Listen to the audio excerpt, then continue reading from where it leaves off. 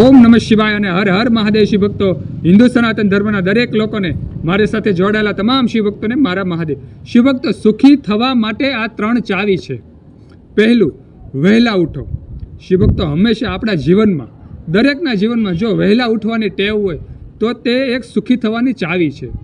Automatic જો આપણે પ્રભાતે વહેલા ઉઠશું તો ઓટોમેટિક આપણા શરીરમાં એક ઉત્સાહ આવશે, એક જોશ આવશે, જેથી કરીને આપણે કર્મ તરફ ભાગશું. શિવ ભક્તો, એટલા માટે કે સુખી થવાની આ પ્રથમ ચાવી છે. હંમેશા વહેલા ઉઠવાની ટેવ પાડવી જોઈએ.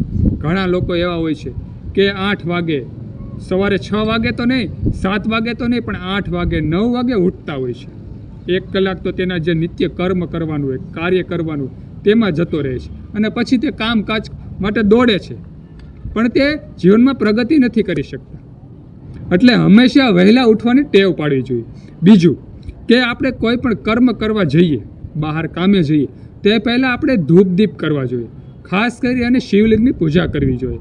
ભગવાન મહાદેવ, જગતના પિતાને આપણે યાદ કરવા જોઈએ.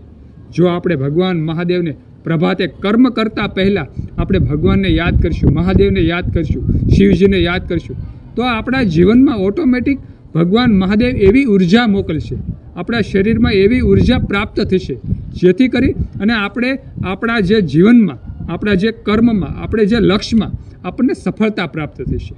એટલે હંમેશા જગતપિતા મહાદેવને આપણે યાદ કરવા જોઈએ, નિત્ય શિવલિંગની પૂજા કરવી જોઈએ. અને ત્રીજું, જ્યારે પણ આપણા જીવનમાં નવરાશની પળો હોય ત્યારે આપણે ધર્મના કાર્યો કરવા જોઈએ. ધર્મના કાર્ય ન કરીએ તો આપણે ધર્મના પુસ્તકો વાંચવા જોઈએ.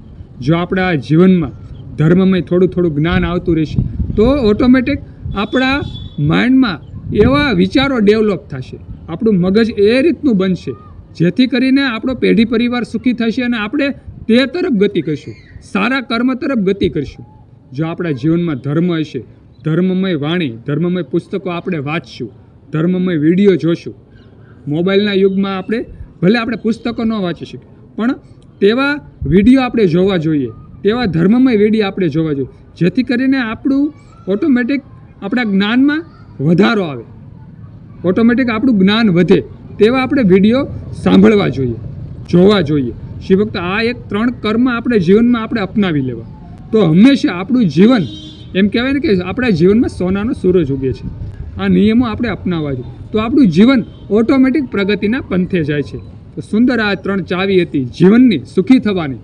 જો આ વિડીયો ગમ્યો હોય તો વિડીયોમાં હર હર મહાદેવ હર લખજો, કોમેન્ટમાં લાઇક આપજો અને વિડીયો બીજા શિવભક્તોને શેર કરી દેજો.